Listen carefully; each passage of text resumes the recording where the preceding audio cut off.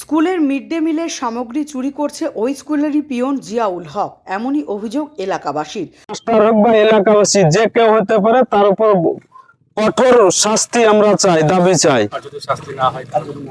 শাস্তি না চাইলে, ওই শাস্তি যদি না হয় তা আমাদের আন্দোলন জারি থাকবে। আন্দোলন করব, আমরা নিয়ম মেনে আন্দোলন করব। অফিসের সামনে ধর্নায় বসতে আমরা রাজি আছি।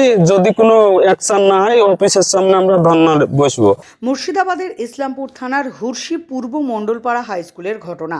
এলাকাবাসীর অভিযোগ, মিড ডে মিলের সামগ্রী চুরি করে বেচে দেয় স্কুলের পিয়ন। এলাকাবাসীর অভিযোগ, বুধবার বিকেলে স্কুলের গুদাম ঘরে ঢুকে ওই পিয়ন বস্তাবন্দি কিছু একটা বার করছিল।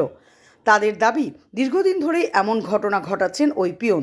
স্কুলের মিড ডে মিলের সামগ্রী বা অন্যান্য জিনিসপত্র হয়তো ওইভাবেই বিক্রি করে দিচ্ছেন তিনি। যদিও অভিযুক্ত পিয়নের বক্তব্য, এইরকম কিছুই নেই, চক্রান্ত করে তাকে ফাঁসানোর চেষ্টা করছে এলাকার মানুষজন। পাশাপাশি এই চুরির ঘটনার ভিডিও ইতিমধ্যেই ভাইরাল হয়েছে সোশ্যাল মিডিয়ায়। সেই বেলটা ছিল, তো জামাই নিয়ে গেছে যে আমাদের ওখানে বসার হওয়ার অসুবিধা আছে, বেল এই নিয়ে গেছে। আর আমার এই স্কুলে যেটা ছবি হাইলাইট করেছে, আমাদের এখানে আলো ছিল, তা আমাদের মিড ডে মিলের রাঁধুনিরা বলে যে মেম্বার আলু বেচবেন না? হ্যাঁ, আলু তো বেচবো, আলু থাকবে না, পচে যাবে। তা আলুগুলা এখানে এই গোডাউন ফাঁকা আছে, এখানে রাখেন, আমরা এখান থেকে নিব। হ্যাঁ, তো তাহলে এখানে রাখি, ওখানে রাখে আর রাঁধুনিরা সব আলু নিয়ে নিল।